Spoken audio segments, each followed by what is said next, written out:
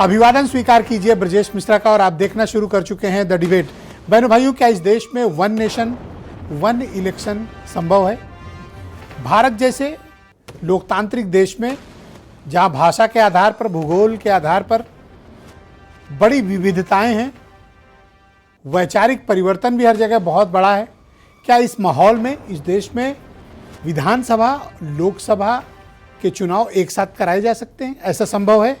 आज हम इसकी चर्चा करेंगे क्योंकि वन नेशन वन इलेक्शन की ज्वाइंट पार्लियामेंट्री कमेटी आज लखनऊ में 3 दिनों तक मंथन के बाद लौटी है। तो आज हम चर्चा करेंगे कि इस कमेटी की लखनऊ में हुई 3 दिन की मीटिंग का आउटकम क्या है और क्या संभव है वन नेशन वन इलेक्शन। आज चर्चा इसी विषय की।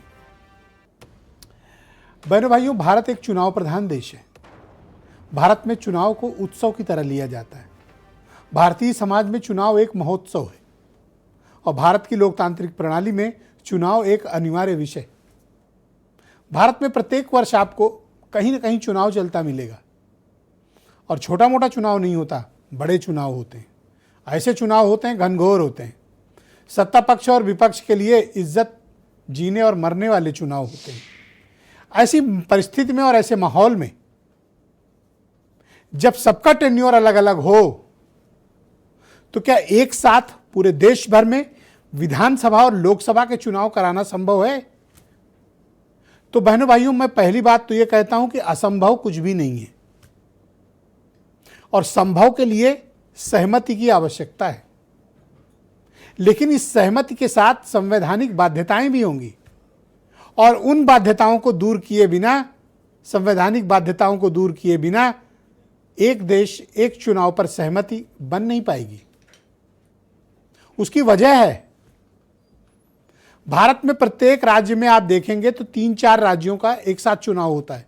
उनका वो टाइम पीरियड है और भारत का संविधान 5 वर्ष के कार्यकाल के लिए आपको नियुक्त करता है।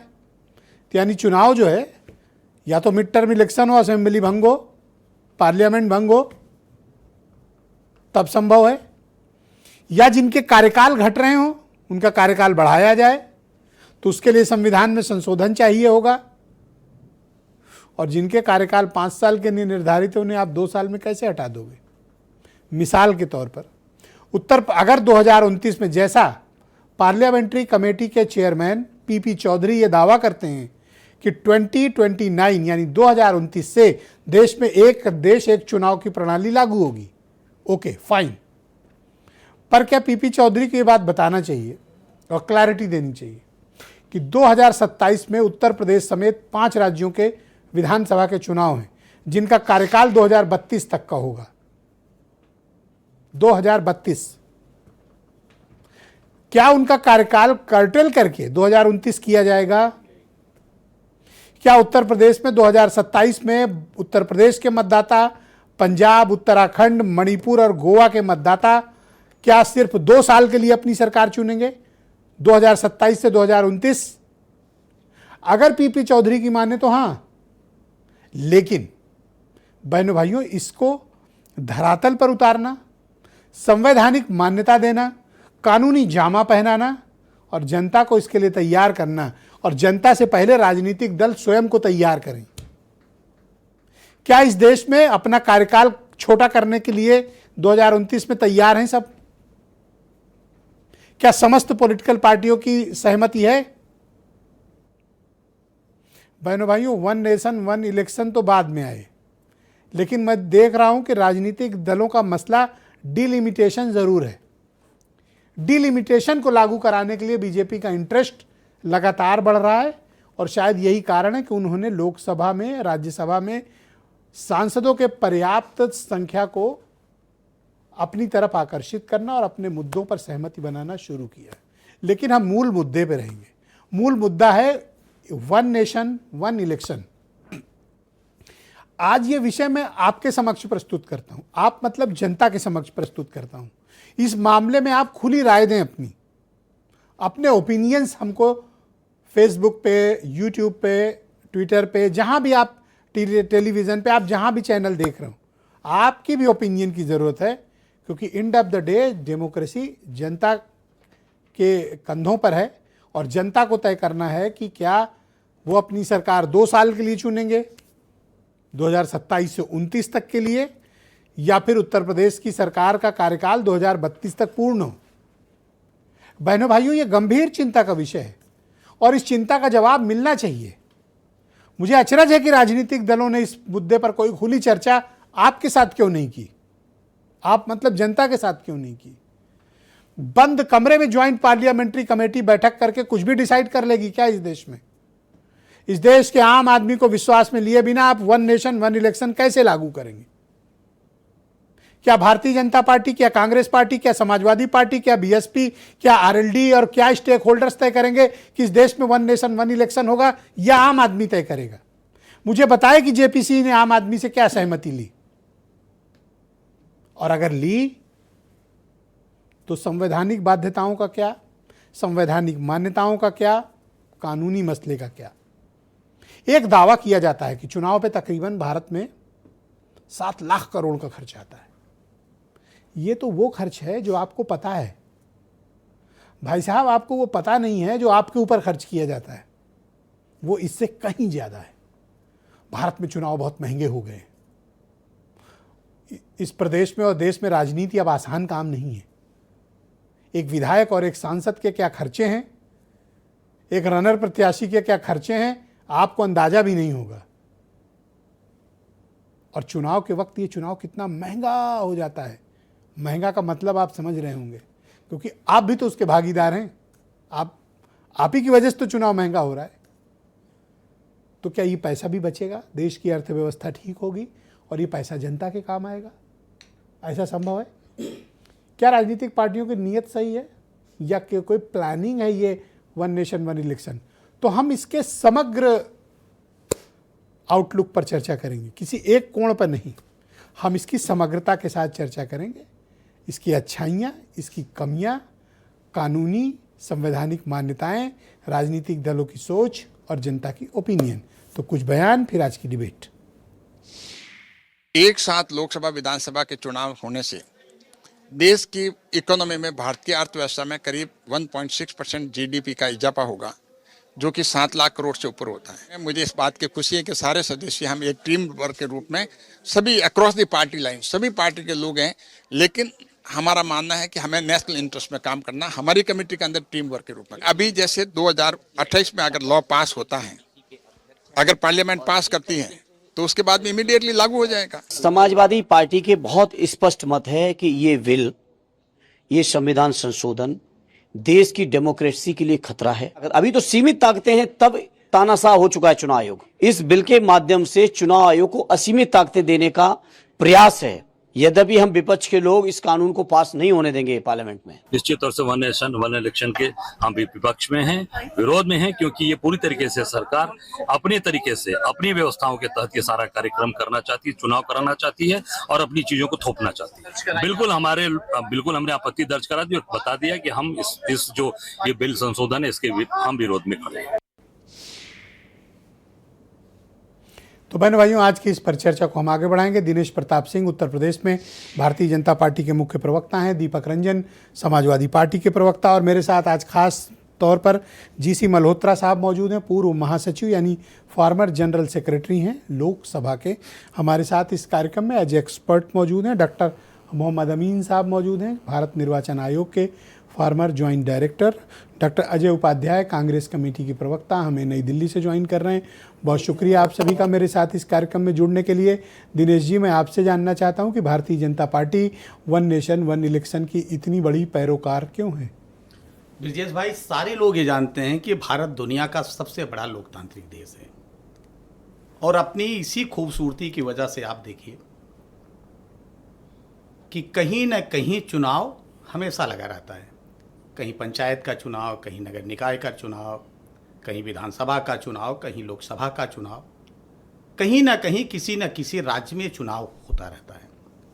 और उसकी वजह से क्या है कि इन चुनावों को संपन्न कराने के लिए जो मैन पावर लगता है, चाहे उसमें शिक्षक लगे, चाहे निर्वाचन के अधिकारी लगे, चाहे प्रशासनिक सेवा के अधिकारी लगे, चाहे सुरक्षा बल लगे, उनका इन्वॉल्वमेंट भी उस चुनाव में, क्योंकि चुनाव हो रहा है तो यहाँ की फोर्स वहाँ जाना, वहाँ की फोर्स वहाँ जाना, उनका जो बेसिक काम है वो भी प्रभावित होता है। शिक्षक लगते हैं चुनाव में, शिक्षकों का काम है कि शिक्षा के क्षेत्र में छात्रों को पठन पाठन का काम का है वो प्रभावित होता है। और जो बूथ बनते हैं वो बूथ भी शैक्षिक संस्थाओं में बनते हैं या सरकारी जो संस्थाएं हैं, विभाग हैं, वहाँ बनते हैं। तो जहाँ ये बूथ बन रहे हैं वो भी प्रभावित होते हैं। और जैसा कि आपने भी कहा कि लगभग 1.5% जीडीपी, आप कल्पना कीजिए कि सिर्फ हम चुनाव में खर्च कर देते हैं। अगर इसको हम नियंत्रित कर लें, एक साथ चुनाव कर लें, इसमें कैश वाला शामिल नहीं। हाँ, अब उसको तो आप, लेकिन जो एक सरकारी है उसके लिए कि अगर 24 का हम चुनाव देखें तो 10.5 लाख बूथ बने, तो उन बूथों के संचालन के लिए, उनके मैनेजमेंट के लिए उतने ही मैन पावर की आवश्यकता पड़ती है। और ब्रजेश भाई, कोई ये नई बात नहीं है। आज़ादी के बाद से अगर आप देखिए तो आप 52 का इलेक्शन ले लीजिए, आप 57 का इलेक्शन ले लीजिए, आप 62 का इलेक्शन ले लीजिए, आप 67 का इलेक्शन ले लीजिए, ये सारे इलेक्शन तो वन नेशन वन इलेक्शन के तहत हुए, तब तो किसी को पीड़ा नहीं हुई। लेकिन कांग्रेस पार्टी को दिक्कत क्या है कि उस समय भी पूर्व प्रधानमंत्री स्वर्गीय इंदिरा गांधी जी ने एक कानून लाके 1967 में उस अनुच्छेद का दुरुपयोग करके 356 का उन्होंने इस व्यवस्था को समाप्त कर दिया। और वो पार्टी जिन्होंने काली रात के अंधेरे में, अभी कांग्रेस पार्टी के अध्यक्ष बोल रहे थे, मुझे अफसोस होता है कि जिन्होंने रात के अंधेरे में आधी रात को इस देश में आपातकाल थोप दिया, वो लोकतंत्र की बात कर रहे हैं। ये वन नेशन वन इलेक्शन आप क्यों चाहते हो? सिर्फ अर्थव्यवस्था के लिए या कुछ और भी आपका एजेंडा है? कोई एजेंडा नहीं ब्रजेश भाई। एक तो जब भी आप देखिए उसमें क्या होता है, आचार संहिताएं लागू हो जाती हैं। आप जो काम कर रहे हैं, नए काम कर रहे हैं, नए काम आप नहीं कर सकते हैं। हम कह रहे हैं इससे क्या भाजपा को क्या लाभ हो जाएगा, दूसरे दलों का क्या नुकसान हो जाएगा। जो जेपीसी बनी है, ज्वाइंट पार्लियामेंट कमेटी, जो आप उत्तर प्रदेश में आज गई है, 3 दिन यहां रही, क्या उसमें दूसरे दल के लोग नहीं? 30 सदस्यीय कमेटी है, सारे दल के लोग उसमें हैं। और चर्चा किसके कर रहे हैं? आप कह रहे थे क्या आम जनता नहीं तय करे? चर्चा किससे कर रहे हैं? वो चुनाव से संबंधित व्यवस्था को देखने वालों लोगों से चर्चा कर रहे हैं, वो विधायी व्यवस्था में लगे हुए लोगों के साथ चर्चा कर रहे हैं, पब्लिक से नहीं कर रहे हैं। जनप्रतिनिधियों से। जनप्रतिनिधि किसके हैं? वो कहां से चुन के आ रहे हैं? किनकी आवाज को रखते हैं? आजकल जनप्रतिनिधि नहीं, मैं उनकी बात भी कर रहा हूं जो आप कह रहे हैं। और भारतीय जनता पार्टी के होने के नाते आज भारतीय जनता पार्टी शिक्षण संस्थाओं में जा रही है, युवाओं के बीच में जा रही, महिलाओं के बीच में जा रही, बुद्धिजीवियों के बीच में जा रही, उनसे चर्चा हो रही। कैसी बात कर रहे हैं? आपका खजाना लबालब भरा है, बल्कि खजाना इतना भरा है कि संदूक से निकल रहा है पैसा। नहीं, ठीक है, तो आपके पास पैसे की क्या कमी है? परेशानी तो दूसरों को है ना, ये क्या जिनके अकाउंट तक फ्रीज है बेचारों के। तो ये खजाना भरने आपसे कौन पैसे में लड़ लेगा? भाई, ये खजाना भरने के लिए विरोध कर रहे हैं। ये खजाना भरने के लिए तो कहें कि आपने खजाना अपना भरने लबालब कर रखा है, बल्कि मैं तो कहता हूं बाहर गिर रहा है आपका। हमारे यहाँ कार्यकर्ताओं से खजाना भरा हुआ है, हर स्तर पर कार्य करता है। हम चुनाव के समय में करवट नहीं बदलते हैं, हम आहें नहीं लेते हैं। ये लोग जो 360 दिन सोते हैं ना, 10 दिन में परेशान होने लगते हैं। अरे चुनाव एक साथ हो, दिक्कत क्या है? इनको जरा समझा दीजिए। क्या उड़ीसा में बहुत नहीं हो रहा शुक्रिया। है? दीपक रंजन समाजवादी पार्टी के प्रवक्ता है, मेरे साथ मौजूद है। दीपक जी, आप वन नेशन वन इलेक्शन का विरोध क्यों कर रहे हैं? देखिए ब्रजेश जी, वन नेशन वन इलेक्शन अंधेरे में छोड़ा हुआ तीर है, और ये भारतीय जनता पार्टी सरकार के लोग इस तरीके के सगुफे समय समय पर छोड़ा करते हैं। देख लो कहीं लग न जाए तीर। इनको खुदे नहीं पता, अंधेरे में छोड़ा हुआ ना कहीं खुद ना लग जाए। अंधेरे में ये लोग हैं, अंधकार में ये लोग जी रहे हैं, इसलिए कहीं को ना भारतीय जनता पार्टी के लोगों को ना तीर लग जाए, कहीं तीर उल्टा ना इनको पड़ जाए। तो हम समझते हैं कि भाई जब इनकी सरकार पूर्ण बहुमत की थी 2014 से लेकर के 2024 तक, तो तब ये जब जो है वन नेशन वन इलेक्शन नहीं पास करा पाए, तो अब तो ये बैसाखी के सारे इनकी सरकार है, इनके अलायंस पार्टनर्स हैं, क्षेत्रीय में इनके अलायंस पार्टनर्स है। कहाँ से ये देखिए, ये समय समय पर इसलिए सगुफा छोड़ते हैं लोग ध्यान भटकाने के लिए। लोग महंगाई से, बेरोजगारी से, अभी तो चंदा चोरी वाला मामला भी है सामने सामने। अब आज डिबेट उससे हट करके आप वन नेशन वन इलेक्शन पे हो रही है ना, तो इससे ध्यान भटकाने के लिए रिपोर्ट आने तो उस पर डिबेट होगी, आपको बुलाएंगे उसमें। तो हो, बिल्कुल हम लोग आएंगे उस पर। लेकिन जो चीजें ध्यान भटकाने के लिए हम चाहते हैं कि वन नेशन वन इलेक्शन के साथ अगर एक साथ इस देश में चुनाव हो जाए तो आपका क्या हर्ज है भाई? आपको क्या परेशानी? वन नेशन एवरीवन एजुकेशन क्यों नहीं? वन नेशन एवरीवन ऑक्यूपेशन क्यों नहीं, वन नेशन फार्मिंग प्रोडक्शन क्यों नहीं, उन सारी चीजों पे भी आप बात करो ना, बेरोजगारी पे बात करो कि आप लोग के नहीं, अकाउंट में महंगाई पे पैसा बात, है या नहीं ये बताओ। किस पे भरा है खजाना? हम लोग आप लोगों से मांग करके हम लोग काम चला लेंगे। अब ये भी हम ही से अरे भाई मांगोगे? क्यों नहीं मांगेंगे, आपसे मांग लेंगे, अरे हम लोगों से दिनेश जी मांग से मांगो, इनका खजाने से बाहर भी है माल, तो ये कुछ दिनेश- कंट्रीब्यूशन दे दिनेश- देंगे। दिनेश मैं तो भाई- कहता हूं बल्कि बीजेपी दिनेश को ऑल भाई- पार्टी फंडिंग शुरू करनी दिनेश चाहिए। भाई थोड़ा थोड़ा आप लोग को देना दिनेश चाहिए भाई पैसा। डिबेट सेट करके हम उधार बात दे करेंगे। दें, दिनेश भाई डिबेट अकाउंट सेट में के बाद- लोन, ब्रिजेश भाई बीच में बोल नहीं रहा हूँ, कार्यकर्ताओं को जोड़े ना, जब कार्यकर्ता जुड़ेंगे पैसा देंगे। और नहीं सदस्यता के पैसे से भर ओके, जाता है हाँ, खजाना। दीपक जी शुरू। सदस्य ही नहीं है तो पैसा कहां से हमारी आएगा? चिंता आप छोड़ दीजिए, हमारे पास बहुत चिंता है। हमारे पास सर, हाँ। इलेक्टोरल बॉन्ड का पैसा नहीं है जी। चंदा दो धंधा लो वाला पैसा नहीं है हमारे पास। तो वन हमारे नेशन वन इलेक्शन के लिए तैयार हो या ना? नहीं, बिल्कुल नहीं तैयार है। क्यों तैयार होंगे वन नेशन इलेक्शन के लिए? क्योंकि ये गुमराह कर रहे हैं लोगों को, जनता को गुमराह कर रहे हैं, जनता को बेवकूफ बनाने। आप ये बताइए जब 2014 से लेकर के 24 तक मुझे एक बात बताओ, तभी जिस पे क्यों नहीं लेकर आप गए? दोनों जब भाई 27 में चुनाव होगा, जिसकी भी सरकार बनेगी, वैलिड कॉन्स्टिट्यूशनरी यूपी की ये सरकार पांचों राज्यों में हार रहे हैं। 2000 आने वाले- हम कहते हैं कि आपकी भी आने- आए। आने वाले सुन तो पांचों लीजिए मेरी राज्यों में बात हार को। रहे हैं। भाई मैंडेट जनता दे रही है 2032 तक का, लेकिन पीपी चौधरी के मुताबिक 2029 में सबका कार्यकाल खत्म हो गया, यानी यूपी के लोग अपनी सरकार 2 साल के लिए चुनेंगे। तो ये- आपको मंजूर है? तो ये संघीय व्यवस्था फेडरल सिस्टम के ऊपर हमला है ना, ये इस संविधान के ऊपर Thank you, सबसे sir. बड़ा खतरा, संविधान के ऊपर सबसे बड़ा डॉक्टर हमला अजय है। उपाध्याय मेरे साथ चुनी हुई मौजूद सरकार हैं। को 5 साल में, 2 कांग्रेस साल में आपको कमेटी खत्म के करके प्रवक्ता, मेरिट उनका देंगे। पक्ष आ जाए, फिर हम एक्सपर्ट्स की तरफ रुख करेंगे। उपाध्याय जी बहुत स्वागत आपका। आपकी party one nation one election का विरोध क्यों करती है? पैसा नहीं है इसलिए विरोध कर रहे हो, या कम है इसलिए विरोध कर रहे हो, या ज्यादा मिल जाए पैसा बीजेपी के बराबर तो आप हाँ कर दोगे? आपका क्या एजेंडा है? देखिए, पैसा तो नहीं है और बीजेपी की इतना पैसा चाहिए भी नहीं। चुनाव में मितव्ययिता से काम चलाया जा सकता है, बशर्ते कि चुनाव सही तरीके से संचालन हो और आचार कोड ऑफ कंडक्ट का जो है चुनाव आचार संहिता का पालन सब करे। वैसे मोदी जी तो वाकई बहुत पालन करते हैं। जब भी चुनाव होता है, जिस राज्य में दूसरे राज्य में जाकर के मंदिरों में कभी चले जाएंगे, कभी गुफा में चले जाएंगे, कभी दूसरी जगह रैलियां करेंगे, कभी घोषणाएं करेंगे, तो चुनाव आचार संहिता का वाकई बहुत पालन करते हैं। छोड़िए उस बात को, सच है कि इस पूरे प्रक्रिया में वन नेशन वन इलेक्शन का जो मुख्य तौर पे संवैधानिक ढांचा है, उस पर एक बड़ा कहीं ना कहीं संघवाद पर एक प्रश्न वाली बात है। राज्यों को जो हम अधिकार दिए हैं कि उनको एक लिमिट पीरियड में उनका चुनाव होना चाहिए। मान लिया उत्तर प्रदेश की ही बात हम ले लें, जैसा कि आपने उदाहरण में भी कहा, हम अभी चुनाव 27 में होगा, 29 में लोकसभा या 30 में लोकसभा को 6 महीना बढ़ा दें, 30 में भी चुनाव कराते हैं। उस कंडीशन में 2 साल का प्रीपोन्ड हो गया, पहली बात।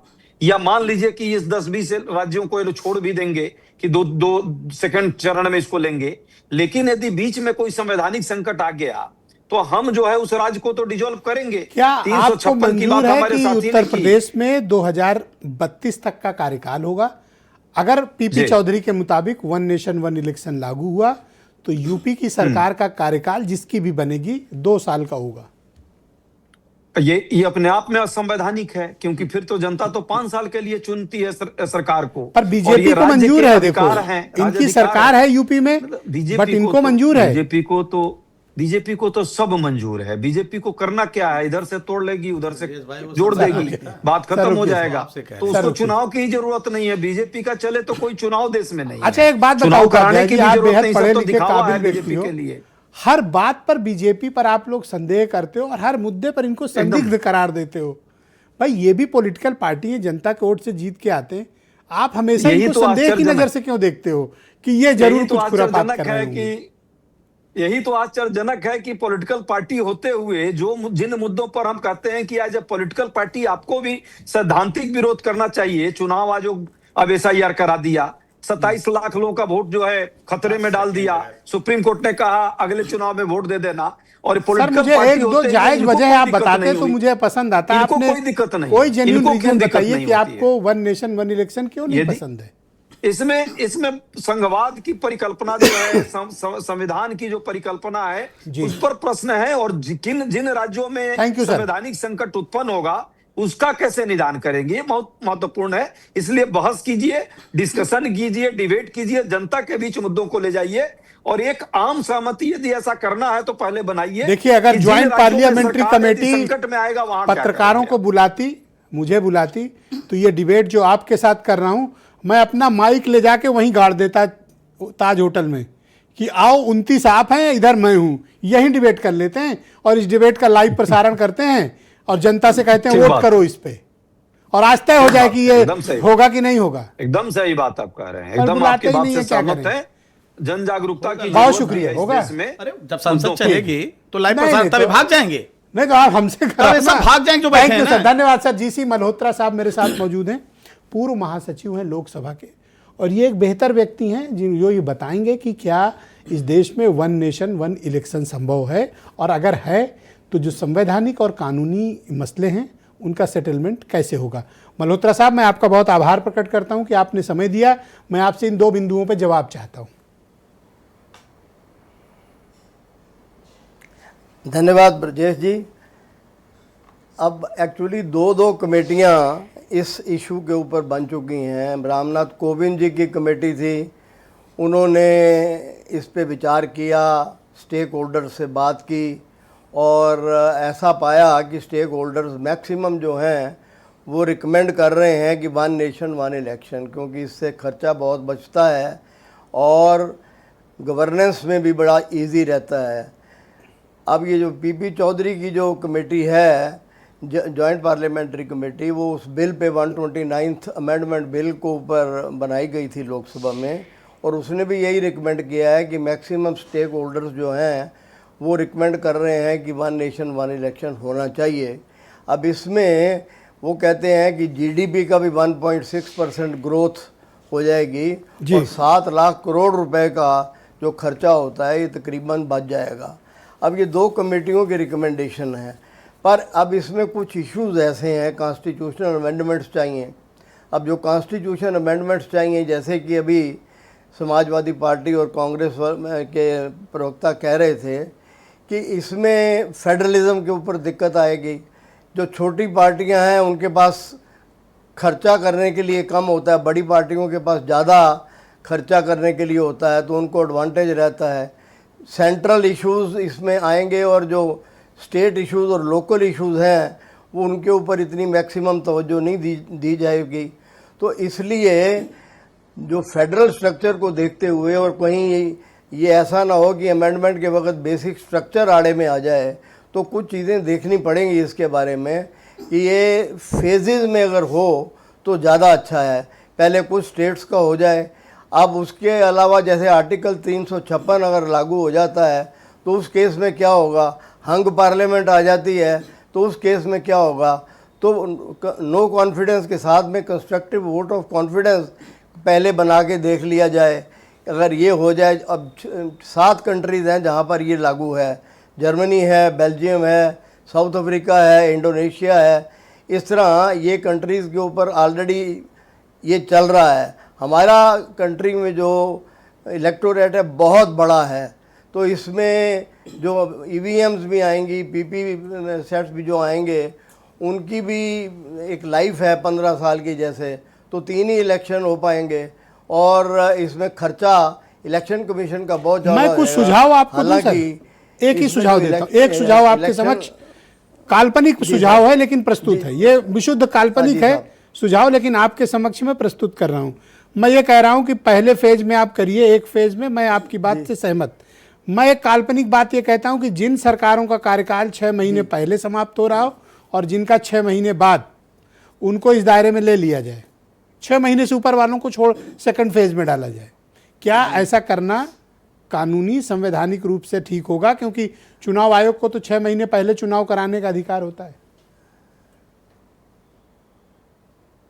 नहीं, ये आपकी बात सही है। ये कॉन्स्टिट्यूशनली जो अमेंडमेंट किए जाएंगे आर्टिकल्स को, अब अगर जो रिकमेंडेशन पीपी चौधरी की कमेटी ने दी है, अगर उसके हिसाब से देखें तो 13 जो असेंबलीज हैं उनका कार्यकाल पहले से ही ख़त्म कर दिया जाएगा, 10 असेंबलियों को डिज़ोल्व कर दिया जाएगा। तो अगर इतना बड़ा करने की वजह से जो 27 में हुई उनका कार्यकाल 2 साल का है, 28 में हुई तो 1 ही साल का है, 29 में हुई तो इस तरह कार्यकाल जो आप सजेस्ट कर रहे हैं कि 6 महीने वाला किया जाए, तो ये 2 फेजेज में करने वाली बात हो जाएगी। और जब कॉन्स्टिट्यूशन को अमेंड ही करना है तो इस तरीके से भी किया जा सकता है जिसमें विरोधाभास कम हो, क्योंकि ओपोजिशन को साथ में लेके चलना पड़ेगा, तभी ये संभव है। इसमें फेडरल एक सुझाव और आपके समक्ष प्रस्तुत करता हूं सर, छोटा सा सुझाव है। स्ट्रक्चर को one nation two election sir, एक इलेक्शन सिर्फ विधानसभाओं का देश भर में हो और एक इलेक्शन पार्लियामेंट का हो। इससे रीजनलिज्म भी बचेगा, क्षेत्रवाद भी बचेगा, स्थानीय मुद्दे भी बचेंगे और आप पर्पज को सॉल्व भी कर पाएंगे। ये शुरुआत में अगर ये भी ठीक है, अगर पार्लियामेंट का तो लोकसभा राज्यसभा का इकट्ठा होता ही है जी। तो स्टेट लेजिस्लेचर्स का एक्चुअली दिक्कत तो स्टेट लेजिस्लेचर्स में ही है, क्योंकि 67 तक 52 से लेके ये वन नेशन वन इलेक्शन चलता रहा है। अब जिस वक्त डिसोल्यूशन किया असेंबलीज का और लोकसभा 70 में डिसॉल्व हुई, तब से ये स्ट्रक्चर जो है बदल गया और सेम इलेक्शन। तो आपके मुताबिक ये फिलहाल कॉम्प्लिकेटेड है, करना भी है तो फेज मैनर में करना चाहिए, ये आपके कहने का मंतव्य मैं मानूं सर? मैं भी यही समझता हूँ। जी जी जी, बहुत शुक्रिया सर, कृपया हमारे साथ बने रहिए सर। तो उससे जी इस कार्यक्रम को मैं थोड़ा आगे बढ़ाऊंगा और डॉक्टर मोहम्मद अमीन साहब हैं, अगर जेपीसी में मौका मिला तो मैं इनको अपने साथ पकड़ के ले जाऊंगा और हम ये साथ पेश होंगे वहाँ पे। अमीन साहब बहुत शुक्रिया आपका। तो वन नेशन वन इलेक्शन के लिए चुनाव आयोग तैयार हैं, इतनी ईवीएम है आपके पास, इतने रिसोर्स हैं आपके पास, इतना पैसा आपको एलोकेट है। क्या इस देश में पार्लियामेंट असेंबली के एक साथ चुनाव कराना संभव है? देखिए, आपने अभी जो बात कही वन नेशन टू इलेक्शन, वो एक बहुत अजीब बात है, लेकिन बात सही भी है कि असेंबली का अलग करा दिया जाए, पार्लियामेंट का एक साथ करा आपका माल्यार्पण करूंगा सर। Thank you sir. आदमी, आप बड़े विद्वान आदमी हैं, आपने जिस तरीके से कहा खूबसूरती से, उस पर शायद विचार करेगी, जेपीसी भी करेगी और भी लोग करेंगे। लेकिन जहां तक सवाल है इलेक्शन कमीशन का, तो आप जानते हैं इस बात को कि 1957 से 52 से जब इलेक्शन शुरू हुए और 67 तक बराबर हम भी अपनी दादी के साथ जाया करते थे और जाके वोट डोल के आते 2 बक्सों में, एक इधर एक उधर, एक असेंबली का एक पार्लियामेंट का। तो हमें तो उसका अनुभव है। तो अगर ये इलेक्शन एक जगह करा दिए जाएं, तो जहां तक सवाल है पैराफेरिया का, स्ट्रक्चर का और लोगों के मैन पावर का, सिक्योरिटी का, बहुत चीजें जो हैं एक जैसी हो जाएंगी और उनके खर्चे बच जाएंगे। सिक्योरिटी का मूवमेंट भी कम हो जाएगा, एक बार लगी और इलेक्शन हुए, काम खत्म। तो अगर 2 असेंबली और पार्लियामेंट के इलेक्शन एक साथ किए जाते हैं, इसमें कोई परेशानी की बात नहीं है और इलेक्शन कमीशन हमेशा मैनेज करता आया है, उसके सामने कोई तकलीफ नहीं। पहले तो हम बैलेट बक्सों के साथ किया करते थे, अब भारी भारी बैलेट बक्स होते थे, अब तो ईवीएम मशीनें हैं, जितनी चाहें हम जाएं, जहाँ कोई दिक्कत नहीं है। और जहां तक सवाल है 7 लाख करोड़ का जो खर्चा होता है, तो किस पे जाता है? देश की जनता के ऊपर जाता है, देश के ऊपर भार है। जहां तक सवाल है हमारे जो डेवलपमेंट वर्क्स होते हैं, आपने सुना होगा हमारे यहाँ से लास्ट इलेक्शन से पहले अनाउंस होने से पहले लगाया जाता है एमसीसी, जिसके लिए बड़े लोग हर पार्टी चाहती कि बताओ भाई कब से शुरू हो रहा है, इलेक्शन कब कराएंगे, कब अनाउंस होगा। तो उनकी क्यूरियोसिटी भी खत्म हो जाएगी, क्योंकि एमसीसी जो है मॉडल कोड ऑफ कंडक्ट, उसमें इनके डेवलपमेंट रुक जाते हैं। मल्होत्रा साहब ने एक बात कही कि संवैधानिक बाध्यताएं हैं। जैसे मैं आपको एक प्रैक्टिकल उदाहरण के साथ अपनी बात आपके समक्ष प्रस्तुत करता हूं। उत्तर प्रदेश में 2027 में चुनाव है, पंजाब, मणिपुर, गोवा में है, उत्तराखंड है। हमारा कार्यकाल 2032 तक का है। क्या उत्तर प्रदेश के मतदाता सिर्फ 2 साल के लिए अपनी सरकार चुनेंगे? 2029 में हमें फिर वोट डालना पड़ेगा विधानसभा के लिए? नहीं, देखिए इसमें कोई दो राय नहीं है ब्रजेश जी कि हमेशा सिस्टम में लाने के लिए कुछ ना कुछ तो बलिदान करना पड़ेगा, और अगर इस बात के लिए तैयार है तभी देश में वन नेशन वन इलेक्शन हो पाएगा। और जहां तक सवाल है इलेक्शन कमीशन का, इलेक्शन कमीशन की अपनी पूरी तैयारी है, चाहे जब करा लीजिए, जिस तरह करा लीजिए, कोई प्रॉब्लम नहीं है। SIR हमारा पूरे होने जा रहा है, SIR होने के बाद हमारी और अच्छी अपडेट हो गई है लिस्टें और हमारे पोलिंग बूथ भी कम हो गए। एक मेरा कंसर्न और है अमीन साहब, वोटर लिस्ट थे और माइग्रेट किए हुए थे और कुछ तो डेथ थी उनकी भी, जिससे हमारे जो पोलिंग स्टेशन थे उनकी संख्या ज्यादा थी, अब बिल्कुल सही तरीके से आ जाएगी, बिल्कुल फिट बैठे। अब मैं एक सवाल आपके सामने और प्रस्तुत करता हूँ जी। पैसा, जिसके पास पैसा है, वन नेशन वन इलेक्शन उसके लिए बिल्कुल केक वॉक है, और जिसके पास नहीं है उसके लिए कांटों भरी रास्ता है। लेवल प्लेइंग फील्ड कैसे करेंगे आप? देखिए ब्रजेश जी, इस बात से तो आप इनकार नहीं कर सकते कि पहले बीजेपी के पास नहीं था तो कांग्रेस के पास था। आज कांग्रेस पास कम है और ये बताते नहीं है, इलेक्शन कमीशन को नहीं बताते हैं। आप कह रहे हैं 7,000 करोड़ की बात, लेकिन कितने करोड़ खर्च होते हैं ब्लैक मनी के तौर पे हम पकड़ नहीं पाते। आपको सिर्फ 25 लाख बताया जाता है। नहीं, वही बता रहा हूँ ना, वो इतने भारत इलेक्शन में होता है कौन क्या? नेता है जो 25 लाख में चुनाव लड़ता है? जरा मुझे भी तो मिलाओ उससे, मैं तो उसको हानि का माल्यार्पण इलेक्शन- करना चाहता हूँ। धानी का इलेक्शन नहीं लड़ सकता, करोड़ ना? से नीचे हो नहीं हो रहा। सर प्रधानी का साउथ में तो इलेक्शन- और महंगा चुनाव है अमीन साहब। साउथ में अगर एक वही पार्लियामेंट का चुनाव लड़ रहे हो, मतलब ये बातें हाँ। नैतिक तौर पर ना कोई एंकर बोलता है, ना पॉलिटिकल पार्टी बोलती है, ना कोई कहता है। मैं आप- एक एक चुनाव 200 300 करोड़ के हो गए एक पार्लियामेंट के। इन पे इतनी रेड की जाती है, इतने हमारे ऑब्जर्वर लगाए जाते हैं, चाहे वो पुलिस ऑब्जर्वर हो, रेवेन्यू का ऑब्जर्वर हो, पीआईबी का ऑब्जर्वर हो, यानी प्रेस के लिए, पब्लिसिटी के लिए, हर चीज का एक एक ऑब्जर्वर है। लेकिन फिर भी इतनी पुलिस लगाई जाती है, उसके बावजूद ये लोग अरे हरकत आपके से ऊपर मानते नहीं। इल्जाम है, आप चिन्हित करके केवल उपाध्याय जी के और रंजन जी के यहाँ कहीं छापा डालते हो। ये तो कहना इनकी गलत बात है, इनके सामने भी होता था। अरे और इनके अभी होता एहसास है। में कह रहा हूँ, आप अफेंड ना फील करें। एक चीज आप कंफर्म करिए, क्या कांग्रेस की गवर्नमेंट थी तभी मोदी जी चुने गए ना? जी, इन्होंने क्यों नहीं कुछ कर लिया?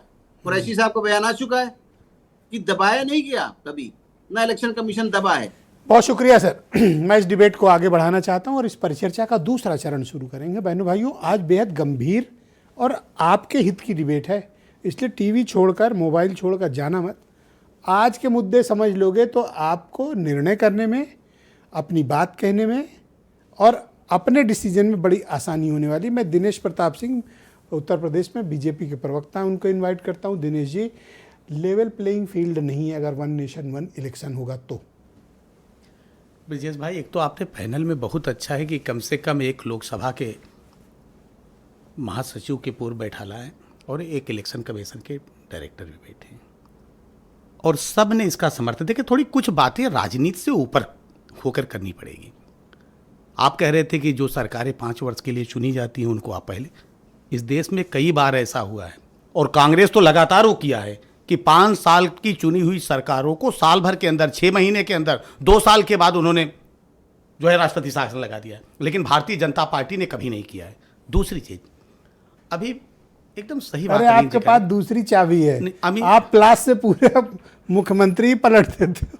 अमीन जी अभी एक बहुत अच्छी बात कर रहे थे कि उनको कहीं कोई दिक्कत, इसलिए कि आप देखिए पंचायत के जब चुनाव होते हैं जी, बहुत जागरूक जनता है। एक साथी ब्रजेश भाई, अभी वो पंचायत सदस्य को भी वोट करते हैं, वो प्रधान को भी वोट करते हैं, क्षेत्र पंचायत सदस्य को भी वोट करते हैं और जिला पंचायत सदस्य को भी, एक साथ, एक दिन में, एक आपकी समय में। पार्टी की उत्तर प्रदेश की हुकूमत पंचायत का चुनाव नहीं करा पा रही है, तो और आप इस देश में वन नेशन वन इलेक्शन की बात करते हो। हम ही कराएंगे। और ये ब्रजेश भाई, अमीन साहब के मन की दबी बात थी जो मैंने पूछी नहीं आपसे। नहीं, उनको दबी नहीं, इसकी बात अभी पूछ लीजिए क्वार्टर में। एक अभी भारतीय जनता पार्टी नहीं करती। दूसरे, देखिए इस देश में ना, जब हम वन देश की बात करते हैं, ये वन नेशन की बात करते हैं, तो चाहे वो समाजवादी पार्टी हो चाहे कांग्रेस पार्टी, उनको पीड़ा होने लगती है ब्रजेश भाई। उनको एकता से ही दिक्कत है ना। एकता। जब, हाँ बता रहा हूं एकीकरण से, जब जब इनको अवसर मिला, उन्होंने 370 लगा के कश्मीर को टुकड़े टुकड़े करने की बात की, देश का विभाजन करके टुकड़े टुकड़े करने की बात की, और अब समाजवादी पार्टी समाज के टुकड़े टुकड़े, नाम तो समाजवादी रखी है ना। आज जो समाजवादी अपने को नहीं कहते पीडीए के, क्योंकि समाजवादी कहेंगे तो उनको 17 के पहले का उत्तर प्रदेश लोगों को नजर। आज भी उस समाज को कैसे समाज कटे, समाज लड़े जातियों में, ये चाहते हैं। हम तो हर चीज, हम one nation one ration card लाए ना, क्या दिक्कत हो गई? हम तो प्रतिदिन कर रहे हैं। और ब्रजेश भाई, आप जो बात कर रहे हैं, कई तरह की बात है। एक चर्चा आई, मुझे हो सकता है कहना चाहिए कि नहीं, आपने कहा कितने खर्चे होते हैं, उसकी भी एक तरफ चर्चा होती है कभी कि क्या इसको चुनाव आयोग ही अपने खर्चे पे कराए। 1400 रुपया खर्च होता है एक वोट पर, आप कल्पना करिए। नंबर 1 का, हाँ, 1400 रुपया खर्च होता है, बैठे दोनों। नंबर 1 वाला ना जी, नहीं ये कम नहीं है। जब एक साथ आप चुनाव कराएंगे तो जो बार बार चुनाव में आपको, ये 24 का आंकड़ा है, 24 के चुनाव का, कर्नाटक तो में मेरे अब एक पैसा दोस्त हैं, किसका ब्रजेश भाई? वो एक टेलीविजन चैनल में एडिटर हैं, वो मुझे बता रहे थे कि कर्नाटक में कुछ ऐसी पार्लियामेंट्री सीट्स हैं जहां 400-500 करोड़ रुपए खर्च होते हैं एक सीट पर। और जिसकी चर्चा, ठीक है, हमें इस पर चर्चा नहीं, करनी बिल्कुल। चाहिए, और ब्रजेश भागना भाई- नहीं चाहिए हमें इस पर। ब्रजेश भाई, और आप जिसकी बात कर रहे हैं ना कि पैसे नहीं हैं, है। कोई आय के अधिक संपत्ति के मामले में, कोई घोटालों के मामले में, ये कौन सा व्यवसाय लोग करते हैं इनके नेताओं, जरा पूछ लीजिए। आप ऐसा क्या करते हो कि खजाना इतना भर गया है आपका? हाँ, मैं बड़ा इंप्रेस हूं बिल्कुल आपसे। बिल्कुल, आज पूछ लीजिए ना। भारतीय जनता पार्टी वो पार्टी है जी, जो दुनिया की सबसे बड़ी पार्टी कैसे बनी, सबसे ज्यादा कार्यकर्ता है। क्या आप दुनिया की अगर- सबसे अमीर पार्टी भी हैं? नहीं, अमीर नहीं, जब हमारा कार्यकर्ता सदस्य बनता है ना तो 5 रुपया दे के सदस्य बनता है। हम आजीवन सहयोग निधि चलाते हैं, हम सक्रिय सदस्य बनता है 200 रुपया देकर। आजीवन सहयोग निधि में हम 1000 रुपया देते हैं, तो पार्टी के पास पैसा नहीं आएगा। कल्पना कीजिए कितना पैसा आएगा। इनकी थोड़ा तरह रेवेन्यू मॉडल इन लोग को भी शेयर ये करो नहीं ना। समझ पाएंगे। एक कार्यशाला करो। इनको तो बार बार समझाते हैं, इनको तो लगता है कि नहीं, गांधी परिवार, गांधी लग गया है तो शायद हो अच्छा, जाए। अब एक सवाल का जवाब दो, फिर आगे बढ़ते जी। हैं। उत्तर प्रदेश में प्रधानी का चुनाव तो करा नहीं पा रहे हो टाइम से। जब जब उत्तर प्रदेश में चुनाव आयोग ने तिथि घोषित की ना, कोई चुनाव उत्तर प्रदेश की सरकार पीछे नहीं हटी है। हम इनकी तरह थोड़ी हैं, हल्ला मचा रहे। हम एक बार करा कह दो रहे हैं, प्रधानी का चुनाव, बात खत्म। ये हाँ, होगा अपने समय पे ही होगा। कौन डर रहा है इसमें? सर, यही हो गया, लोग- कार्यकाल खत्म होगा। अरे नहीं है। यही लोग ये जो बैठ के भी कह रहे हैं सर, ना, प्लीज, प्लीज, अभी सर। बोले नहीं लेकिन बोलने जा रहे हैं। यही लोग मना कर रहे थे थैंक हम यू चुनाव सर, नहीं लड़ेंगे। धन्यवाद पंचायत। सर, बहुत शुक्रिया। आप बता रहे अब हैं। आप और मुझे जो- बताओ एक बात और सर, और उड़ीसा कमजोरी और नहीं सर, एक बता सेकंड रुकिए। संयोग बस ब्रिजेश भाई 10 सेकंड। आपका सर, संयोग बस उड़ीसा और आंध्र प्रदेश में लोकसभा और विधानसभा एक साथ हो रहा है। संयोग ऐसा है, तो दिक्कत क्या आ रही है? और बहुत पूरे शुक्रिया। देश में होगा Thank तो you, सर, दिक्कत क्या धन्यवाद आएगी? सर, धन्यवाद। ओके, आप बताइए भाई, पंचायत का चुनाव तो हो नहीं रहा है और आप कह रहे हो कि वन नेशन वन दोस्त इलेक्शन। हमारे विपक्ष पर मार रहे हैं। दूसरा देख एक लीजिए। चीज मैं कहूंगा दीपक जी, आप रेवेन्यू मॉडल पॉलिटिकल पार्टी के चलाने का, हर तरह का रेवेन्यू मॉडल, ये बीजेपी से आप लोगों को सीखने की आवश्यकता है। इस मामले में आप लोगों की काबिलियत पर मुझे हमेशा संदेह रहता है। अब बोलिए आप। इनसे हमको क्या सीखेंगे, ये हमको क्या सिखाएंगे, क्या समझाएंगे? आप तो सीखे सिखाए हो। चार राज्यों में एक साथ चुनाव करा नहीं पाए। उत्तर प्रदेश का बाई इलेक्शन एक बार में करा नहीं पाए। पंचायत का चुनाव, त्रिस्तरीय पंचायत का चुनाव करा नहीं पाए। अभी इन्होंने कहा पंचायत का चुनाव, नगर निकाय का चुनाव, लोकल बॉडी का चुनाव, क्या ये सब भी डाउट में है? ये सब भी एक साथ कराएंगे क्या? वो चुनाव नहीं है? अभी एक मिनट, अभी आपने कहा कि आदरणीय दोनों बुद्धिजीवियों लोगों ने भी, आदरणीय दोनों बुद्धिजीवी लोगों ने तो ये भी कहा कि 1 नेशन 2 इलेक्शन, इस पर तैयार है? ब्रिजेश जी ने कहा। ना, उन्होंने सहमति जताई। अरे उन्होंने सहमति अरे, जताई। आप चर्चा हो उन्होंने लोकसभा में सहमति जाकर। जताई। हाँ, आप दोनों कंटिन्यू। चर्चा होगी, आप आप आइएगा। आइएगा। चलिए, आप कंटिन्यू। जेपीसी में आपके सदस्य बात करिए ना। आपसे प्लीज, असहमत हाँ। हैं? आप अपनी बात रखो। आप आप मेरे से बात करो ब्रजेश जी के सर। बाद आप मेरे से बात सहमत हैं? करो भाई, सर। आप मेरे से बात आप करो। ब्रजेश जी के बाद आप और कोई मुद्दा अरे है? भाई, आप लोकसभा में है ना, जो चर्चा है से किस पे? भागिएगा सर, नहीं। एक किस सेकंड। पे? लोकसभा बोलने में कहाँ चर्चा दे रहे हो से आप भागिए लोग? नहीं। बीच में क्या नहीं हम तो बोलने बोल का तो रहे संयम हैं? रखो। जो जेपीसी के आप सदस्य सर, विधेयक वन विपक्ष नेशन वन वाले, इलेक्शन वो करो। नहीं चाहते 1 नेशन 1 इलेक्शन। आप कौन क्यों नहीं नहीं करा चाहता है? 4 राज्यों में चुनाव एक साथ क्यों नहीं करा पाए थे? अरे हम पूरे देश में आप एक क्यों साथ नहीं करेंगे, करा आप पाए थे? चिंतित मत रहिएगा। अरे छोड़िए, आप डरिए मत। अरे डर आप देश गए। उसी दिशा में जा रहा है, तीसरे रोक नहीं पंचायत से आप पाएंगे। डर गए। देश ऐसा का है। जनमानस के अंदर इसके बाद- सर, एक सेकंड ये रुक भाव जाओ। है कि वन सर, दिनेश जी नेशन रुक जाओ। हमारे साथ- आपके पास पैसा है या नहीं? ब्लैक मनी नहीं है हाँ? इनकी तरह, ब्लैक मनी नहीं है आय से इनकी अधिक तरह। संपत्ति है। डीपीआर 200 करोड़ चंदा का लो, बनता है धंधा लो। और बनते बनते Thank you. 1400 करोड़ हो चंदा जाता दो, है। धंधा लो नहीं है हमारे तो पास। आप strongly हमारा oppose जनता- करते हैं? जनता का समर्थन है। आप strongly- 1 नेशन 2 इलेक्शन का चार से समर्थन चलेंगे, दोनों लोगों ने पूछिए। किया। बहुत शुक्रिया, दोबारा थैंक यू पूछ सर। लीजिएगा। डॉक्टर अजय हिम्मत है नहीं बहुत पंचायत चुनाव धन्यवाद कराने सर। की, हिम्मत है नहीं बाई इलेक्शन एक साथ कराने की, हिम्मत है नहीं 4 राज्यों का चुनाव जब कराने की। इलेक्शन झूठ हुआ, है आप इलेक्शन लोग। तो मुंह आप दिखाए, गुमराह कई करते हो सीट जीते अरे हैं। जनता को क्या डॉक्टर समझते अजय हो? उपाध्याय सिर्फ जी झूठ को बोलते हो स्क्रीन आप पे लाया लोग। जाए, बहुत शुक्रिया। गुमराह करते हो कई आप सीट लोग। बाई इलेक्शन में गुमराह जीते। करते हो आप लोग। आप जरा बता तो वो दीजिए। गोटी आप सेट कर रहे थे ना? क्या? वोट से नहीं, लूट से जीते हो आप लोग। गोटी सेट कर सर, रहे thank थे। you। डॉक्टर अजय उपाध्याय, दीपक भाई, thank you। ब्रिजेश भाई, ये तो ऐसे नहीं, नहीं, आप एक दोनों सेकंड, शांत हो रुकिए, जाओ, कृपया एक शांत सेकंड, हो ये लोग तो इस तरह का प्रवचन कर रहे हैं ब्रिजेश भाई, जैसे जेब कतरे, जैसे जेब कतरे कोतवाली के सामने होकर ईमानदारी का प्रवचन करें। ये जेब लुटेरे जो है ना, ये खड़े होकर प्रवचन कर रहे हैं कोतवाली के सामने। इनका चेहरा देखिए। क्या? चंदा चोरी करने गए। ये जेब कतरे हैं। भाजपा का डकैती चंदा डाल चोरी के समाजवादी पार्टी डकैती को डाल दी। आय से अधिक संपत्ति का डकैती मामला इन डाल पर के चला। वहाँ पे। ये प्रवचन हाँ। कर रहे हैं मंदिर में। ईमानदारी से, इनके डकैती ईमानदारी से। डाल दी राम एक मंदिर में। जेपीएनआईसी बना रहे राम मोरे थे, छोड़ा पूछिए चोरों ने। जरा इनसे पूछिए, चंदा जेपीएनआईसी चोरों बना ने। रहे सर, थे। एक बहुत गंभीर डिस्कशन है, आप दोनों शांत हो। डॉक्टर चंदा अजय चोरों ने sir, Prabhu thank you Shri Ram को सर। नहीं छोड़ा। डॉक्टर अजय उपाध्याय मेरे चंदा साथ चोर मौजूद हैं। लूट लिया उपाध्याय जी, प्रदेश को। चंदा चोर। भाई वन लूट नेशन लिया वन प्रदेश को। इलेक्शन लुटेरे। तब पॉसिबल है जब आप चढ़ावे के लुटेरे। फेज वाइज अभी ये दशा इसको हुई लागू है। करें। अभी दशा होगी। उपाध्याय जी हाँ। बोलिए please. Sir, thank you sir, बहुत 24 में शुक्रिया। हुई उपाध्याय जी थी। बोलेंगे। अभी सर, 27 धन्यवाद। में दीपक जी, मुख्य तौर शुक्रिया। पे जो लोकसभा के पूर्व महासचिव मल्होत्रा साहब ने कहा कि ये मुद्दा सिर्फ वन इलेक्शन और वन नेशन वाला मैटर नहीं है, फेडरलिज्म के सिद्धांत का क्या मामला होगा, संघवाद इसमें कैसे सुरक्षित रहेगा, जो रीजनल एस्पिरेशंस हैं उन पर कैसे हम काम करेंगे, और सबकी सहमति, राज्यों की भी सहमति इसमें जरूरी है, राष्ट्रीय पार्टी के साथ क्षेत्रीय पार्टी की भी सहमति जरूरी है। और जो चुनाव बीच में किसी कारण से हंग विधानसभा या मान लीजिए कि हंग पार्लियामेंट ही हो जाए, तब तो पूरे राज्यों का भी चुनाव आप कैंसिल करेंगे। तो इस पे कोई लॉजिकल बात होनी चाहिए। चिल्लौन नैरेटिव सेट करना, हेडलाइन मैनेजमेंट करना, या जबरदस्ती जो है लोकतंत्र को अंडर एस्टिमेट करके तानाशाही प्रवृत्ति लाना, वो तो चलिए वो हो सकता है, लेकिन चुनाव कराने का मकसद क्या है कि देश में लोकतांत्रिक प्रक्रिया में की मजबूती हो और लोकतांत्रिक सहभागिता बढ़े। क्या वो सहभागिता इसमें बढ़ेगी? पहली बात। दूसरी बात, खर्च की बात और व्यंग किया हमारे साथी प्रवक्ता ने। अरे भाई, आप तो वाकई आप तो मंगल ग्रह पर भी हैं, वहां से भी आपको चंदा बहुत आसानी से आता है, और मोदी जी तो इजराइल में भी जाते हैं तो वहां से भी लाते हैं चंदा के साथ पेगासस भी। तो बहुत सारी बात है, छोड़िए उस बात को। लोकतंत्र में आस्था कैसे बढ़े, लोगों का मतदान का अधिकार कैसे सुनिश्चित हो, वोट नहीं काटे जाए किसी के, सबको सुगमता के आप साथ क्या इसका स्ट्रांगली अपोज करते हो वन नेशन वन इलेक्शन का, जरूरी है। या मल्होत्रा जी की तरह आप इसको फेज वाइज चाहते हो, या वन नेशन टू इलेक्शन चाहते हो? आपकी क्लियर ओपिनियन क्या है? देखिए ब्रजेश भाई, स्पष्ट बात है कि संविधान में स्पष्ट लिखा है कि एक टाइम पीरियड के बाद यदि कोई विधानसभा भंग होती है किसी कारण से, तो उसको 6 महीने के अंदर चुनाव कराना होगा। मान लिया 29 में हमने सबको भंग करके कर लिया, बीच में 2 साल बाद यदि कोई ऐसी संकट, संवैधानिक संकट आएगा, उसका क्या करेंगे? क्या 3 साल तक उसको एक्सटेंड करके ले चलेंगे? नहीं, हमारे पास विकल्प है, उस विधानसभा को हम एक काम कर सकते हैं। मैं एक आपको सुझाव देता हूं, उस वक्त आप आल पार्टी गवर्नमेंट बना दीजिए और राज्यपाल को अधिकारों को है। ये सब कहने वाली बात है। यहाँ तो आदमी माइनॉरिटी में हो, दूसरे पार्टी को तोड़ कर क्या हाल कर दिया। आए दिन किस तरह से नाटक चल रहा है, डेमोक्रेसी का मजाक उड़ा रहे हैं लोग। अरे मैं एक हेल्दी सुझाव आपको दे रहा हूं कि हम लोग अगर रास्ता बनाने की विल पावर है हमें, तो हम इसका समाधान खोज सकते हैं। विल पावर आप देखिए ना, आप विल पावर ये भी तो देखिए, वो कौन सी पार्टी है जिसका नाम शायद आपको भी याद नहीं है, मुझे भी नहीं है, आज तक वो चुनाव लड़ी नहीं, एक एमएलए था नहीं, 20 MP हो गया उसको। तो ये लोकतंत्र का मजाक चल रहा है। लोकतंत्र में चमत्कार को नमस्कार। जिस राज्य में 2 MLA हो, थैंक यू सर, 6 राज्यसभा धन्यवाद सर। मैं मल्होत्रा जी बात करता हूँ, लास्ट में आपको टाइम दूंगा, आप कंक्लूड कर लेना। Okay Malhotra ji, thank you sir, मजाक कर रहे हैं। उपाध्याय जी बहुत शुक्रिया।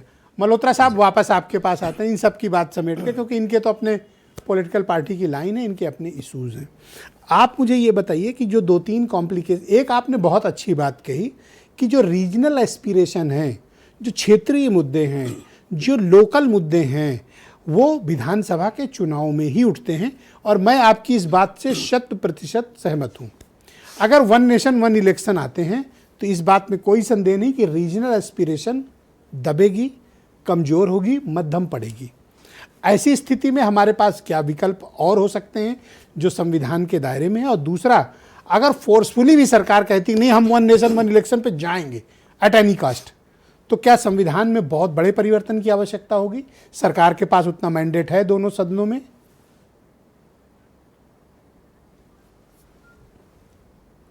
देखिए, अभी तक तो मैंडेट सरकार के पास नहीं है, पर मैंडेट जिस तरीके से अब बन रहा है, कईयों की राय बन रही है, कई पार्टीज आपस में ज्वाइन कर रही हैं, कुछ मेंबर्स ऐड हो रहे हैं लोकसभा राज्यसभा में गवर्नमेंट एनडीए के साथ, तो शायद वो बना भी लें। पर मुझे लगता है कि इस तरह की मेजॉरिटी लेने के बाद ये सक्सेसफुल रहने के चांसेस ज़्यादा नहीं हैं। जब तक पॉलिटिकल ओपोजिशन पार्टीज़ को साथ में नहीं मिलाया जाएगा, एक कंसेंसस नहीं बनाया जाएगा, तो इसकी सक्सेस के चांसेस बहुत ज़्यादा नहीं रहेंगे। इसकी बहुत ज़रूरत है। हालांकि जैसा अभी ये कहा गया कि कम से कम 16 अमेंडमेंट कॉन्स्टिट्यूशन के होने हैं, उनमें बीच में बेसिक स्ट्रक्चर भी कईयों में आ जाएगा। अब इसके साथ अभी तक तो हम स्टेट इलेक्शंस और जनरल इलेक्शन पार्लियामेंट की बात कर रहे हैं। जो स्थायी निकाय हैं 100 दिन के अंदर अंदर उसके भी इलेक्शन करने हैं। तो जो रीजनल एस्पिरेशंस हैं, रीजनल मुद्दे हैं, जो लोकल पार्टियां हैं उनके पास पैसा कम है, तो उनके मुद्दे दब जाएंगे। तो जैसा मैंने कहा और आपने भी उसमें सुझाव दिया कि 2 इलेक्शन हो, मैं 2 इलेक्शन में लोकसभा का अलहदा करने का तो कोई फ़ायदा नहीं है, क्योंकि लोकसभा का तो हमेशा अलहदा होता ही है। लोकसभा के साथ कम से कम 4, 6, 8, 10 स्टेट्स जो बिल्कुल नज़दीक हैं उनको मिला के पहले किया जाए, और जो बाकी रह जाए उसको दूसरे फेज़ में किया जाए, तो ये इलेक्शंस जो हैं सक्सेसफुल हो सकते हैं। पर किसी भी हालत में ये कंसेंसस तो बनाना ही पड़ेगा। जब तक पार्टीज आपस में मिलेंगी नहीं तो इसकी सक्सेस की चांसेस थोड़े कम रहेंगे। और इस दौरान में जैसा मैंने कहा, आर्टिकल 356 का use by chance BJP government ने तो एक दफ़ा नहीं किया, जबकि कांग्रेस गवर्नमेंट में कई दर्जनों टाइम ये किया गया था और लेजिस्लेचर्स को भंग कर दिया गया था। तो इसके लिए कंस्ट्रक्टिव वोट ऑफ कॉन्फिडेंस को भी पहले प्रयोग में लाना ज़रूरी है, ताकि ऐसे इंस्टेंसेस अगर आएँ तो वोट ऑफ नो कॉन्फिडेंस नहीं, कंस्ट्रक्टिव वोट ऑफ कॉन्फिडेंस आए, ताकि गवर्नमेंट अगर एक जाती है तो दूसरी उसी वक्त बनने के लिए तैयार हो। दूसरी कैसे बनेगी जब तक आप आल पार्टी नहीं करेंगे, नेता सदन नहीं चुनेंगे? बड़ा बेसिक, मतलब अभी तो बड़ा असमंजस है सर। नहीं, वो तो नहीं, सब ऐसे है कि जब constructive vote of no confidence होता है तो नो कॉन्फिडेंस की इम्पोर्टेंस तभी है जब तक दूसरी पार्टी में कॉन्फिडेंस नहीं हो जाए, अदरवाइज वही गवर्नमेंट चलेगी। ऐसा ही जर्मनी में भी होता है, constructive vote of no confidence. जी ठीक है, आपने ये बेहतर सुझाव प्रस्तुत किया। मैं डॉक्टर मोहम्मद तो ये सक्सेसफुल है। अमीन साहब को भी इस कार्यक्रम में आमंत्रित कर देता हूँ। अमीन साहब, जो संवैधानिक कानूनी बाध्यताएं थी उन पर हमने चर्चा की है। एक जो विषय आपके साथ चर्चा में रह गया था, जो मैंने लास्ट में पूछा था, अब मैं उसको आगे बढ़ाता हूँ। वो सबसे महत्वपूर्ण है। आप इन दिनों देख रहे होंगे कि देश का अपोजिशन लगातार इस बात को कंप्लेन करता है, मीडिया भी उठाता है कि लेवल प्लेइंग फील्ड नहीं है। चुनाव आयोग का काम निष्पक्षता के साथ चुनाव कराना है और निष्पक्ष दिखना भी है आचरण से, और लेवल प्लेइंग फील्ड भी बनानी है, यानी सबके लिए समानता का अवसर। क्या वन नेशन वन इलेक्शन से संभव है? देखिए ब्रजेश जी, आप जहां तक विद्वान आदमी हैं, आपको पता ही है सब बातें, और आप अच्छी तरह समझते हैं इस बात को कि जहां तक सवाल इस बात का है कि वन नेशन वन इलेक्शन के लिए तो इलेक्शन कमीशन को कोई आपत्ति नहीं है, लेकिन इसमें क्या आपत्ति है कि आप देखिए अभी एक चीज बीच में डाल रहे हैं, प्लेइंग वाला मामला, लेवल प्लेइंग का। तो लेवल प्लेइंग का काम इनका नहीं है ना, इलेक्शन कमीशन का। इलेक्शन कमीशन दे सकता है, आधार कर सकता है, लेकिन करना तो इन पार्टियों को आपस में ही है। जब तक ये पार्टियां नहीं बैठ के विचार करेंगी आपस में, तब तक ये संभव नहीं है। देखिए मिसेस गांधी ने कितना क्या किया, 356 लगा के उड़ा दिया स्टेट, और कईयों बार किया। एक बार ये मनोता जी भी बात कर रहे थे, आप भी समझते हैं इस बात को, इतिहास गवाह है। तो 356 लगा के जब कई बार स्टेटों को डिसॉल्व किया गया, इवन की चीफ मिनिस्टर भी इनको बना दिए गए अपने। तो अब सवाल इस बात का है कि अगर बीजेपी लाई है इसको, तो किसी न किसी सोच के साथ लाई होगी। हो सकता है उसके पास भी कोई 356 का नया फार्मूला हो, एक साथ ही पूरे देश में चुनाव करा दिए जाए। अभी तो जेपीसी तय करेगी, उधर हमारे उनके पास तो ऐसे ऐसे जबरदस्त फार्मूले हैं कि आप वाह वाह कर उठोगे। जी, तो देखिए ना, जब कोविड जी की रिपोर्ट आ चुकी है, अभी जेपीसी की है, अब कह रहे हैं, अभी बता रहे हैं। नहीं, मैंने जो आपसे सवाल किया था वो मैंने ये किया था, लेवल प्लेइंग फील्ड से मेरा जो समग्रता के साथ मतलब था वो एमसीसी से था, मॉडल कोड ऑफ कंडक्ट। मेरा ये कहने का मतलब है कि इसका जो इन्फोर्समेंट है वो समानता के साथ किया जाए। मैं ये उसको लेवल प्लेइंग फील्ड मानता हूँ। हाँ, आपकी बात बिल्कुल सही है, लेकिन एक चीज का आप जानते होंगे कि एमसीसी कब लगता है? इलेक्शन से पहले मीटिंग होती है, ऑल पार्टी मीटिंग, उनमें आके ये लोग डिस्कस करते हैं और सबको समझाया जाता है कि देखिए आप लिमिट के अंदर रहिएगा, लेकिन मुझे जवाब दीजिए, जितने बैठे हैं पॉलिटिकल पार्टी वाले, कौन सा लिमिट के अंदर रहता है? सब आउट ऑफ लिमिट हो जाता है। अरे सर, एक गाली देता है तो उस पर कुछ नहीं है, एक खांस भी देता है घर में तो FIR। नहीं, FIR क्या करें? मॉडल कोड ऑफ कंडक्ट में याद ही होगा कि अभी कुरैशी साहब ने एक मामला उठाया था, उसमें उनकी रिपोर्ट की गई, लॉ मिनिस्टर थे और कायमगंज में उन्होंने किया इस काम को अपनी वाइफ के इलेक्शन के लिए। उस वक्त उन्होंने वादे किए झूठे सच्चे। उसके बाद क्या हुआ, जब कहा गया उनसे, पत्रकारों ने पूछा, आप जैसे पत्रकारों ने, तो उन्होंने क्या कहा? सलमान खुर्शीद ने ये कहा कि साहब इलेक्शन कमीशन तो मेरे अंडर में है। उस पर कुरैशी साहब ने उनको नोटिस कर दिया, उनकी तरफ से आए वो वकील, इधर से जेटली साहब गए। नहीं, मैंने देखा वैसे सलमान खुर्शीद का अहंकार मैंने देखा है। वो अहंकार में मदमस्त एक कांग्रेस के मिनिस्टर थे जो जनता को जूते की नोक पे रखते थे। उनका एक अलग लेवल था। उपाध्याय जी थोड़ा ऑफेंड फील कर रहे हैं, लेकिन उन्हें बर्दाश्त करना पड़ेगा। अमीन साहब कंटिन्यू। नहीं, मनमोहन सिंह जी ने उस पूरे एपिसोड को किस तरह हैंडल किया, कुरैशी साहब ने इस बात को भी जी बताया। बोलिए अमीन साहब, तो कंटिन्यू। मनमोहन सिंह जी बड़े जी आपका व्यक्ति थे, शुक्रिया उनसे सर, बड़े आपका हैं। शुक्रिया। अमीन साहब बोलो आप। देखिए, इन्हीं के लॉ मिनिस्टर थे सलमान खुर्शीद ऑन रिकॉर्ड। उन्होंने किस तरह से बेइज्जती करने की कोशिश की, जबकि इनके ही प्राइम मिनिस्टर ने, मनमोहन सिंह ने क्या कहा था, निर्वाचन आयोग केवल भारत का गौरव नहीं बल्कि देश के लोकतंत्र की आत्मा है, इसे खो दिया तो सब कुछ खो दिया जाएगा। यह कहा है मनमोहन सिंह जी ने, और हमारे चीफ इलेक्शन कमिश्नर को कहा है डॉक्टर एस वाई कुरैशी को, जिनकी अब किताब आने वाली है। तो इसलिए इस तरह की बातें नहीं करना चाहिए कि उनके दबाव में काम करता है। आज भी ये कांग्रेस या मैं सिर्फ एक चीज आपसे कहता हूं, आपसे एक ही चीज की दरकार है, एमसीसी का एनफोर्समेंट निष्पक्षता के साथ, समानता के साथ हो, दैट्स इट। और चुनाव आयोग का कोई रोल नहीं चाहिए, बस एमसीसी ठीक से लागू कर दो सर। आपका यही सबसे बड़ा कंट्रीब्यूशन देश के लिए होगा। वन नेशन वन इलेक्शन में यही सबसे बड़ा कंट्रीब्यूशन है कि एमसीसी का इन्फोर्समेंट समानता के साथ, निष्पक्षता के साथ। लेकिन सारी सहयोग जरूरी है।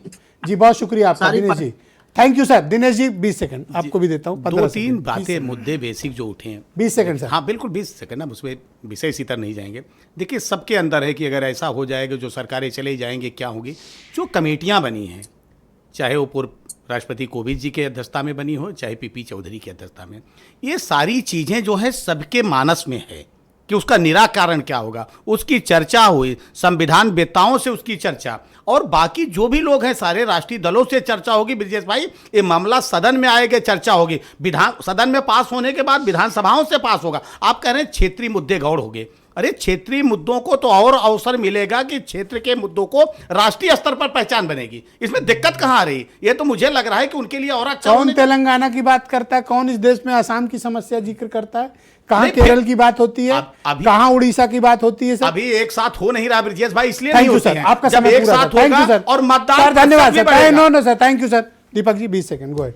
देखिए, भारतीय जनता पार्टी के प्रवक्ता बातें तो बहुत बड़ी बड़ी कर रहे हैं, लेकिन जो लोकल बॉडी के चुनाव होते हैं, जो गेजुएट कॉन्स्टिट्यूंसी के चुनाव होते हैं, इनका कार्यकाल 6 साल का होता है। इनके ड्राफ्ट में उन चीज़ों का कहाँ उल्लेख है, क्या है, पहले इनका ड्राफ्ट आने दीजिए। और मैं समझता हूँ कि ये जो खर्चा बचाने की बात कर रहे हैं, अगर ये हॉर्स राइडिंग रोक दें तो वैसे ही खर्चा बच जाएगा। बहुत शुक्रिया, thank you doctor Ajay Upadhyay. 20 second, thank you sir. 20 second sir. Salman Khurshid के सम्मान में उपाध्याय जी मैदान में, बोलो सर। देखिए सच्चाई है, सर्वानुमति बननी चाहिए, सभी दलों का आपसी एक कम से कम बैठक हो इस पर, और जो सर्वानुमति से जो निर्णय हो, संविधान सम्मत जो हो, पोजीशन हो। आप तो थैंक पोजीशन यू ही कोई नहीं है। सर मैं आप सभी का बहुत आभार प्रकट करता हूँ, अभिनंदन करता हूँ। मल्होत्रा जी, अमीन साहब और हमारी सभी पॉलिटिकल पार्टी के रिप्रेजेंटेटिव्स, और बहनों भाइयों आपका तो हमेशा खास शुक्रिया, क्योंकि इस महत्वपूर्ण, गंभीर, राजनीतिक, समसामयिक, संवैधानिक परिचर्चा का आप सब हिस्सा बने।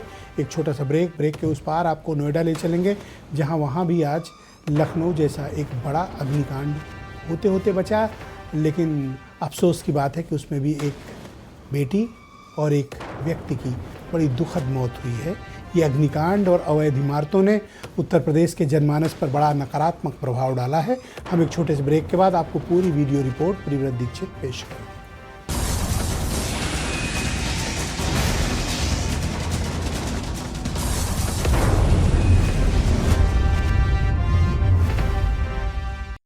उत्तर प्रदेश